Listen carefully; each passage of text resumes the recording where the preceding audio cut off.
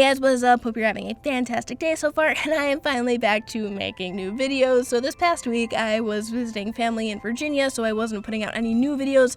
I was just recording videos ahead of time and then releasing them while I was gone, so I wasn't able to do a review or reaction to Storm in the Room because I was out of town and I wasn't planning on making anything new while I was spending time with family. But now that I'm back, I am finally going to do my review for Storm in the Room. So really quick, if you have not yet seen Storm in the Room, I will have spoilers in this, so just a fair warning, this will have spoilers. I will be going over everything that has happened in this episode, so just be warned about that, but let's get on with the review. So first off, I want to say that this is not a filler episode. I've seen a lot of people saying like, oh, this is filler because we didn't get to know about Pink Diamond. The point of this episode was not to get answers about Pink Diamond. Now, when the summary of this episode was first announced, Steven going into his temple to look for answers, I think a lot of theorists, including myself, thought that he was looking for answers about Pink Diamond, but no, this episode was about Steven coming to terms with his relationship with Rose, why he's here, why he exists. It wasn't to find out about Pink Diamond, it was for him to understand his relationship with Rose, to get answers about his relationship with his mother. So you can't say that this is filler because this was such a huge moment for Steven to be able to talk to Rose. It may have not have been, like the real Rose Quartz. It was a projection of Rose Quartz, in the room based on Steven's feelings and, what other people have said about Rose Quartz. But it's the closest he's ever been to talking to his mother, his mother that he never knew.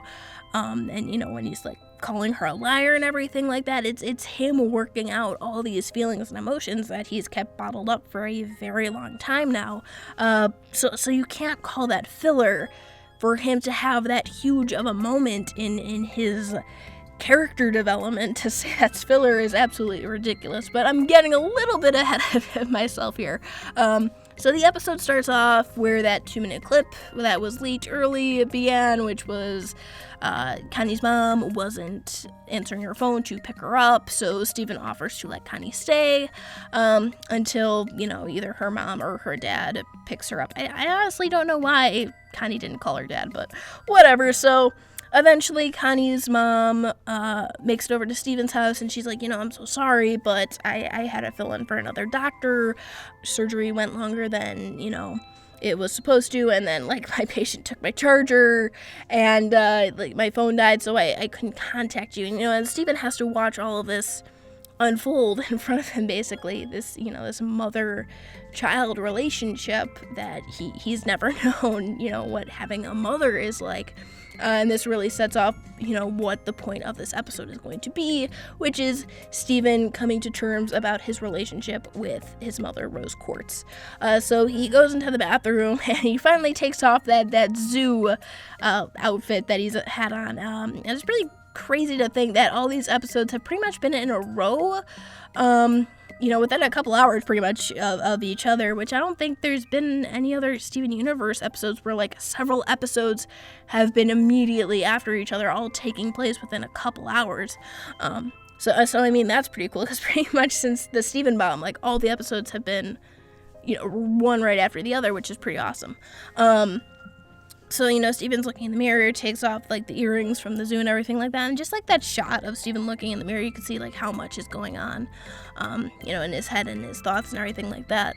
So, takes a shower, he gets changed, into his regular attire, and then he makes, a bowl of macaroni, and he's, looking up at the picture of Rose Quartz, and, he can't even, sit in the room with the picture. He has to, just go outside and leave the room, and then it just starts downpouring on him, and so he has to go back inside, and his macaroni and cheese is just all wet. So I mean, that's really gross. I mean, Kraft macaroni, instant mac and cheese is kind of just gross already, and now it's just wet, soggy rainwater mac and cheese, so pretty gross. And then Steven looks up at that picture of Rose Quartz again. He's like, I wish I could just talk to you.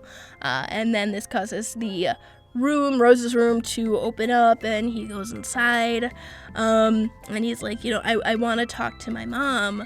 This is the first time we get to see Steven and Rose interact with each other, which is so awesome and so amazing, and something that I think has, a fandom we've all been wanting for a very long time. So it was interesting to see how Rose reacted and Steven reacted, and this is like a projection of Rose. This isn't the real Rose. It's based on what Steven thinks of Rose and what others have told him about Rose.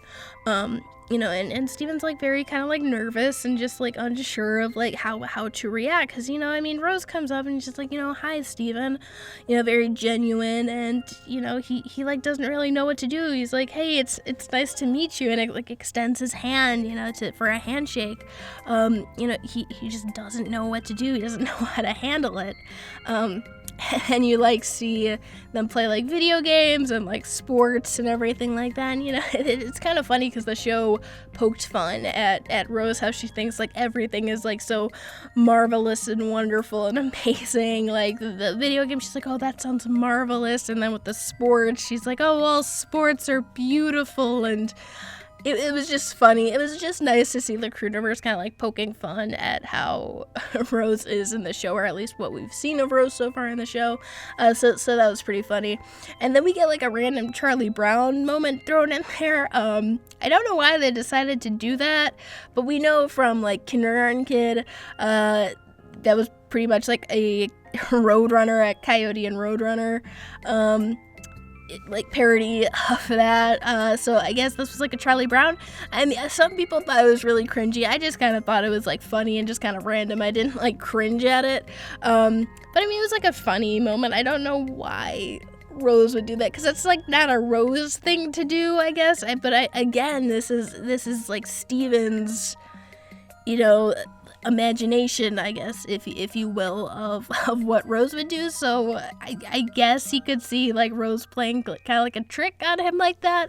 It's a little bit uncharacteristic of Rose. I could have just been thrown in there just as a little funny, moment, Easter egg, for Charlie Brown. I don't know. It was a little bit weird, but it was funny. I don't think I found it as cringy as most people did.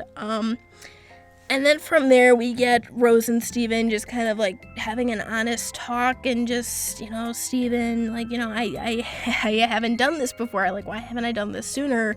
I think, which is a question that a lot of us have wondered, why hasn't Steven done this sooner? But in terms of the overall plot and story, it makes sense. Steven's getting a lot of revelations about his mother, because before she was just built up as this perfect person, gem, who could do no wrong, who was just so compassionate. And then pretty much towards the end of season 3, we get all these big, huge revelations about Rose, about her shattering pink diamond, and stuff like that. So now it's really Steven coming to terms with that. So I mean, it makes sense that Rose would really be on his mind right now, as opposed to earlier in the series. So while they're having this talk, Steven's like, oh, I need to take a picture with you. And he pulls out his camera, and then he just sees that the room is actually just nothingness. It's just black nothingness, which is kind of crazy. And it makes me wonder if the other gems rooms are also the same way. If one of them were to pull out a camera, would it just be black nothingness? Because, I mean, we know Rose's room, that kind of just forms to whatever either Rose or Steven wanted it to. But I'm curious to see if, Amethyst or Pearl's room would do the same. Garnet's room is just the burning room. So, I mean, I don't know. I'd be very interested, because, I mean, Garnet's room, it's, connected beneath the Crystal Heart room. So that'd be interesting. So I don't think that's, black nothingness, but maybe Pearl's and Amethyst room is. Like I said, it'd be very interesting to see if their rooms are also just black nothingness and just kind of form to what they want their room to be. And after he pulls out the phone, he's like, I'm talking to nobody. Nothing is here. None of this is real. He's like, you're not my mom. And, the fake Rose is like, wait, I'm not. And then this is where Steven starts to take his anger out on Rose and just kind of starts to let everything come loose. And yeah, honestly, it's been really nice to see Steven like get angry, because Steven never used to get angry before. He was always just like the peacemaker and everything like that. And I think it's really great to see him get angry. I think it's great to see him get very emotional, and have this anger towards having to deal with all of his mother's past mistakes, as Steven says. And basically, once he starts to call Rose out on all this, is when the room turns into a storm, hence the title, Storm in the Room. And Rose doesn't even really do anything. Rose doesn't attack him. She just kind of floats there menacingly. But I mean, it's a great scene, and god damn it, Aivi and Surasshu, I want you to release the music for that episode, because it's like this piano melody, and it is amazing. Like, I got chills watching this scene with the music, and like my hair on my arms were just standing on end. It was so amazing, this music that they chose for this scene. It just felt so ominous and dark, and just the tone of it was just fantastic. Just props all around to I believe it was Colin and Jeff who storyboarded, and Aivi and Surasshu for doing yet again another amazing job on the music in this episode. But basically, Steven calls Rose out on all of, these mistakes. He's like, you left Garnet and Pearl and Amethyst and, Greg, they don't know what to do without you, and you had me. And, he's like, did you just make me so that way you don't have to deal with everything that you've done? And then he starts to calm down a little bit, and, the fake Rose, room Rose, whatever you want to call her, is like, the tape. Do you think everything that I said on that tape is a lie? And Steven goes, no, I think you were honest and genuine. And so, they have a hug, and it starts raining, and Steven's like, I know you meant everything, or I know that you meant everything that you said on that tape, but regardless of that, I still have to deal with everything that you have done. The fake Rose turns into a cloud, floats away, the storm dies down, and then Steven exits, and he's like on the couch, and he's just kind of like balled up on the couch. And then Greg comes in, and Amethyst and Pearl and Garnet and all those guys. The funny thing to me is that like Steven was so surprised to see them. It was kind of almost like Wizard of Oz at the end, where like Dorothy wakes up and she's like, oh, and you were there, and you were there, and you were there, and Steven's like, Dad, Amethyst, Garnet, Pearl. He's like so surprised that they're all there. I'm like, why? They basically live here. Greg lives in his van, but he visits quite often, and the gems pretty much live in the temple that's connected to your house. I just found it funny that he was like so surprised and shocked that they were all there. And then Greg's like, I'm sorry, they didn't have pepperoni, so I got you mushrooms instead. By the way, I hate mushrooms. I don't like mushrooms on anything, especially pizza. But Steven just goes like, no, you know what, this is perfect. And I just think that's such a great way to end the episode, I mean, he never got to know his mother, but he has an amazing family now. He has Greg, and he has Pearl and Amethyst and Garnet, and his two aunts, Lapis and Peridot. He has Connie. He has a lot of people that love and care about him, and he realizes this. He's like, I may not have gotten to know my mother, but I have what I need now, and it's perfect the way that it is. So the fact that people call this filler, I find a little bit mind-boggling, because it's not filler.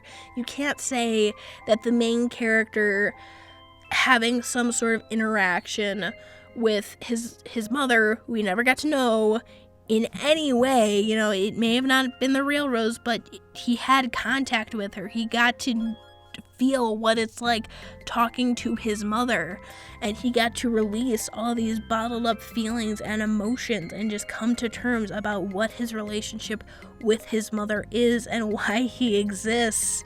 Like you can't call that filler. You just can't say that the main character having to deal with his relationship with his mother, his dead mother basically, and his existence in life. You can't call that filler. That's absolutely ridiculous.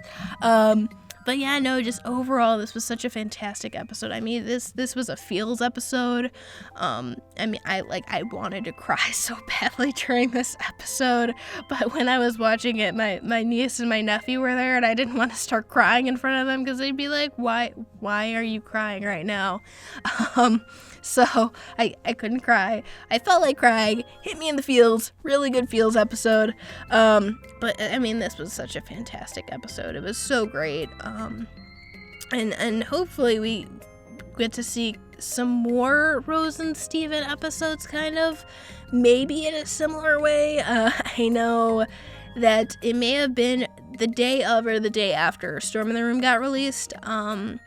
There was a picture on Twitter of Zach Callison, the voice of Steven, and Susan Egan, the voice of Rose, in a recording booth together. So maybe we'll see another episode similar to Storm in the Room with Steven and Rose talking, or perhaps in some case, some weird way, Steven and Rose, the actual Rose, somehow get to talk to each other.